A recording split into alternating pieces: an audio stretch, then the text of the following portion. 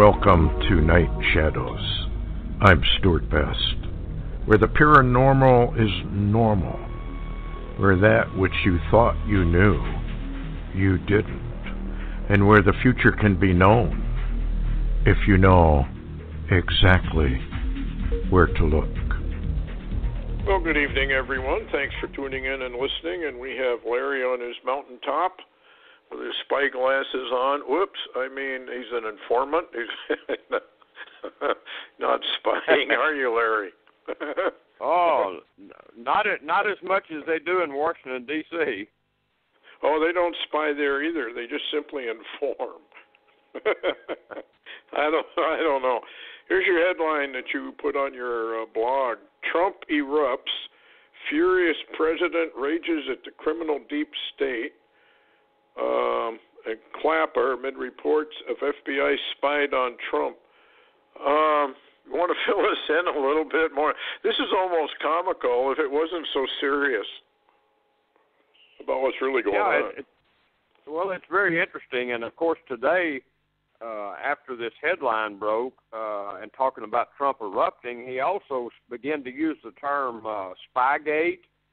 And some of the I was listening to Lou Dobbs a while ago, and they've decided on Lou Dobbs' show on Fox Business Channel to begin to use the term Obamagate because they said you might as well put it where it belongs. And they're talking about Obamagate, but Trump is apparently pushing the release of records of the FBI and DOJ that they're all hiding behind.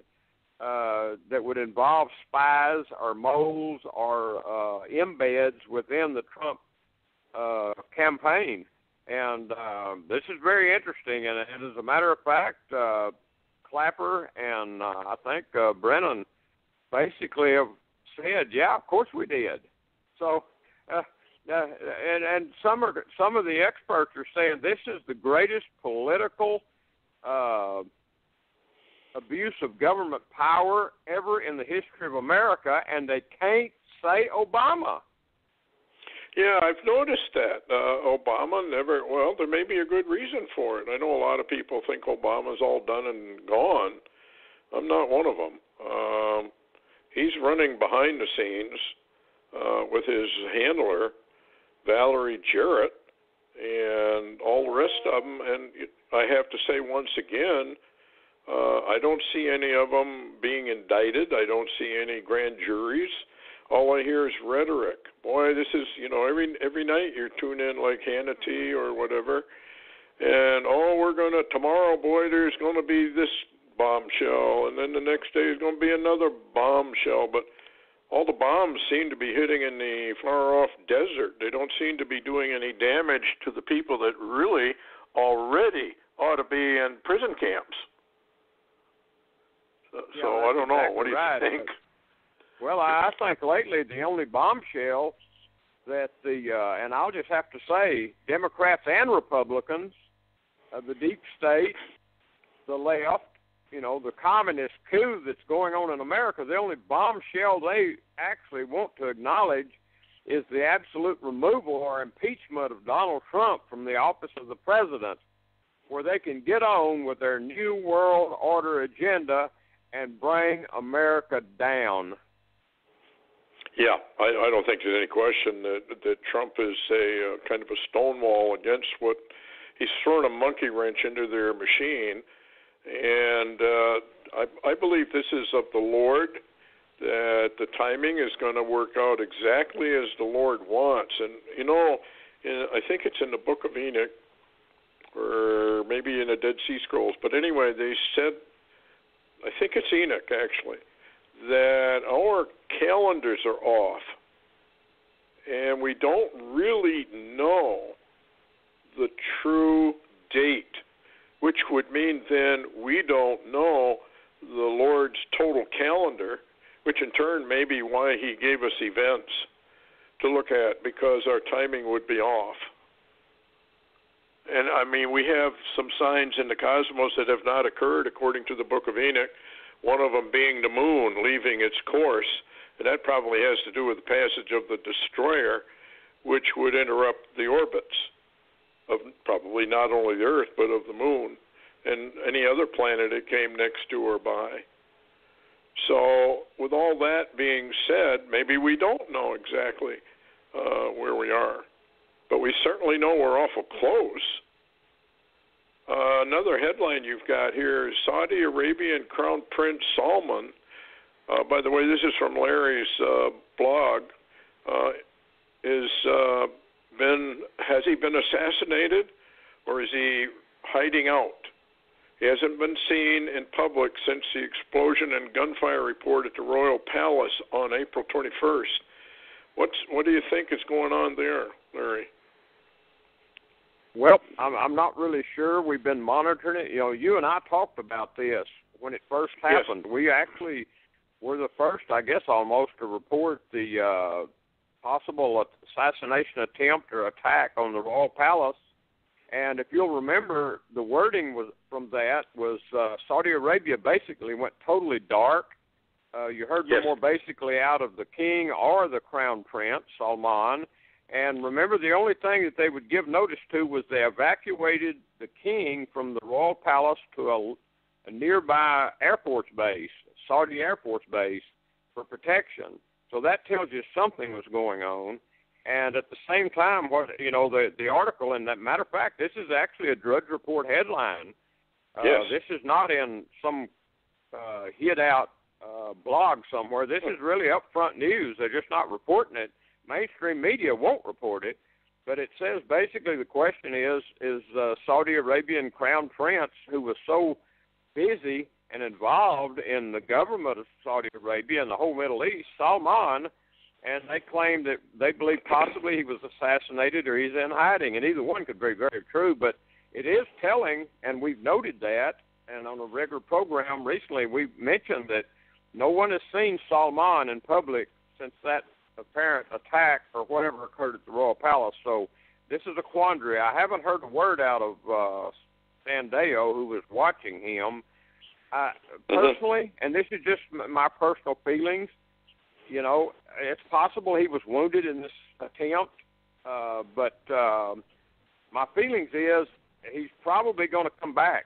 We're going to see something and maybe find out something. But if you'll remember, this all started about the time that Netanyahu, Salman, and Trump began a pivot towards a removal of Iran's nuclear deal and situation.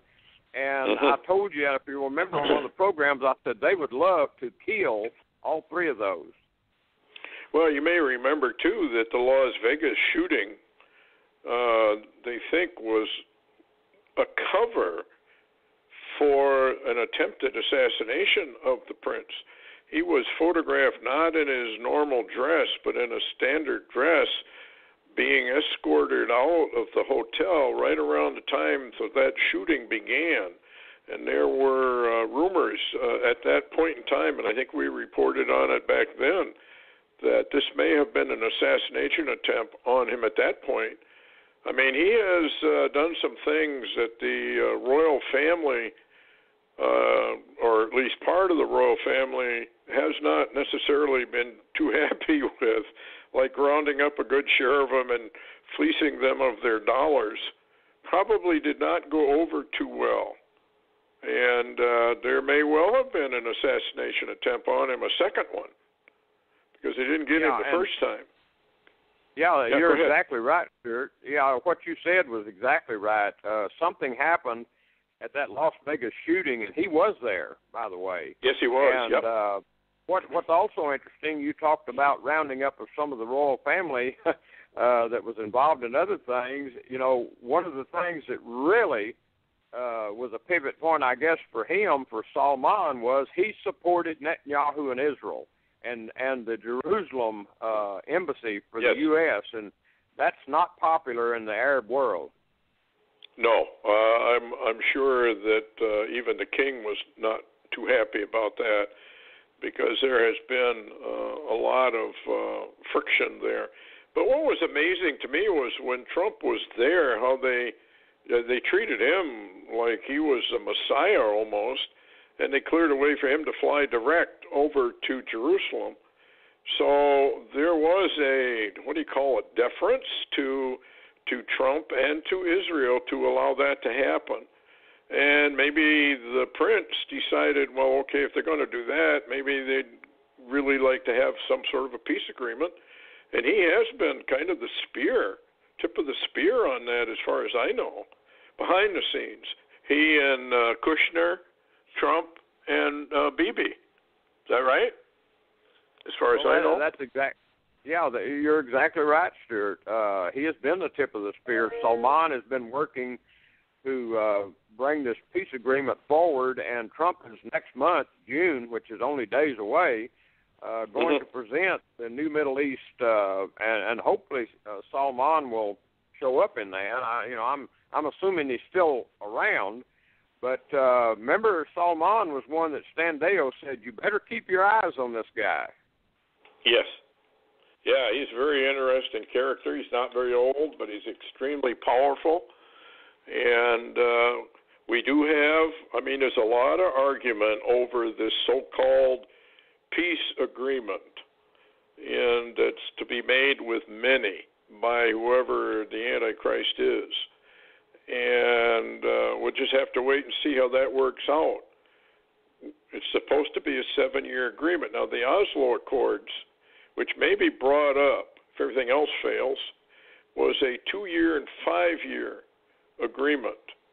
And it was stated as a 7-year agreement originally on CBS and a few of the other, I think it was BBC News, said that, this accord was a 7-year accord, and it was broken up into 2 and 5 years, which is very, very interesting when you place that against some of the prophecies of ancient times when the brothers came down and met who they thought was one of the chieftains of Egypt, only to find out it was their brother. And remember, he said that there were going to be 2 years of partial harvest and 5 years of no harvest.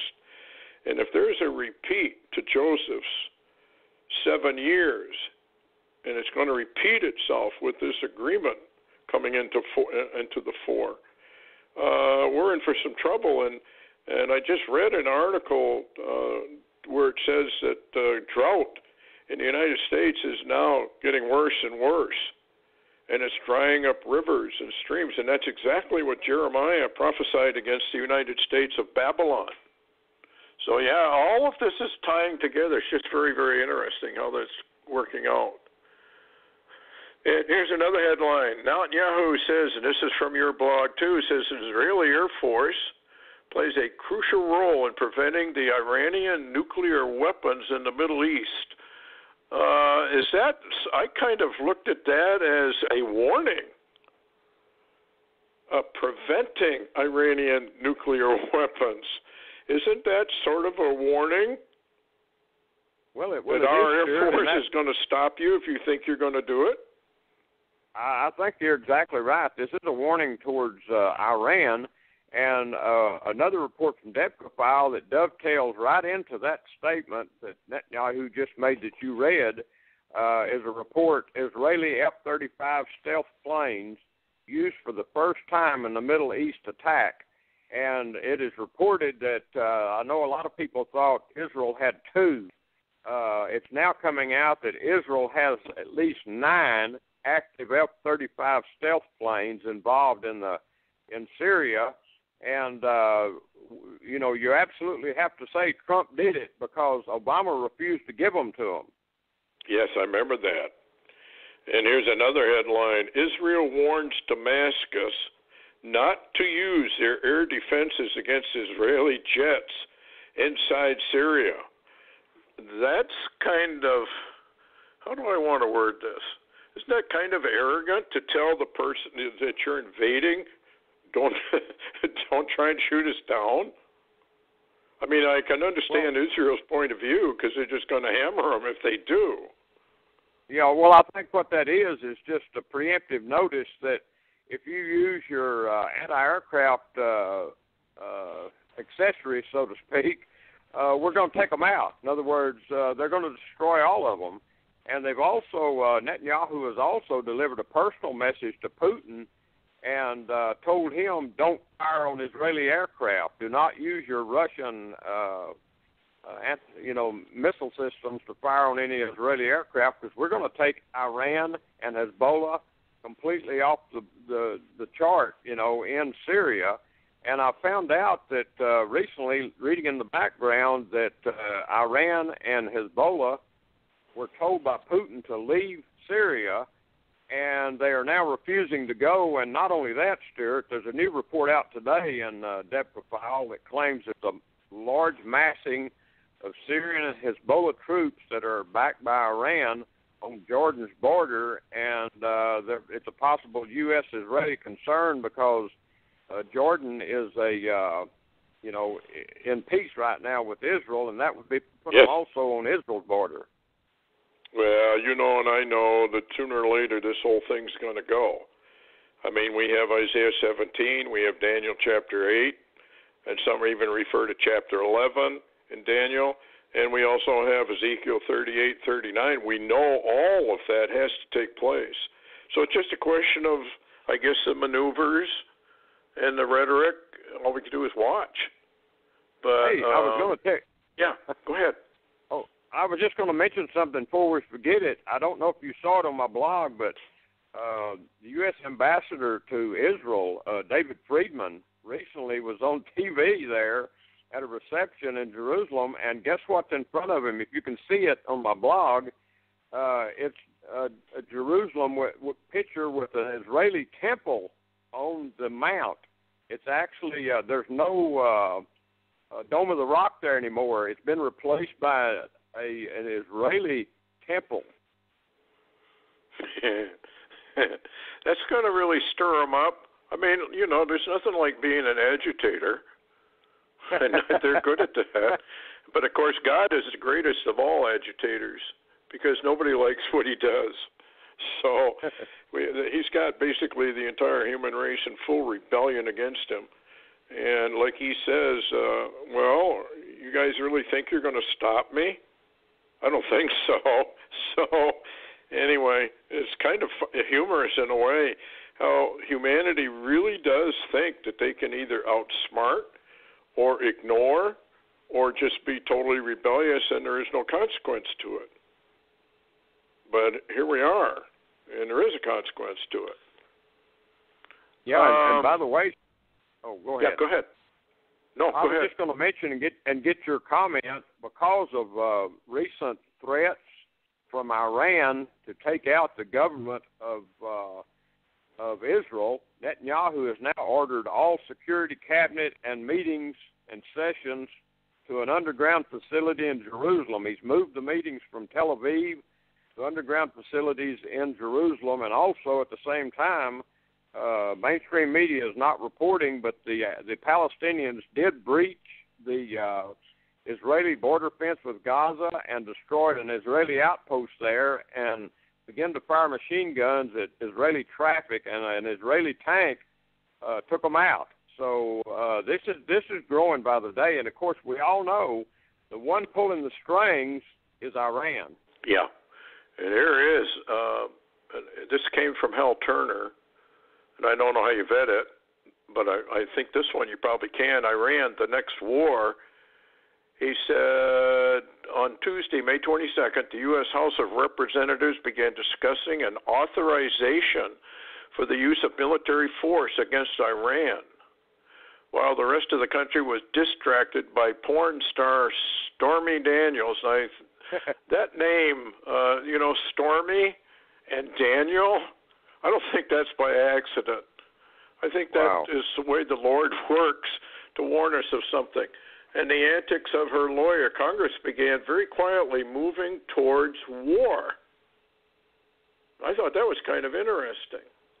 And here's another one that he talked. Yeah, and then he says Sweden issues a booklet to every home. Prepare for war. Have 3 months of survival supplies. That is very interesting. The government of Sweden has produced a 20-page pamphlet which they're sending to every one of their 4.8 million households in the country, urging them to get prepared for war. He has a picture of it. Now, what's that about? Well, unless they know. I'll just remark again, Tom Clancy wrote a really crazy novel called Red Storm Rising, and we're looking really at that through Putin. And once this begins to break loose, whether it's the Middle East or whatever, you know that Russia and the U.S. is going to come to blows.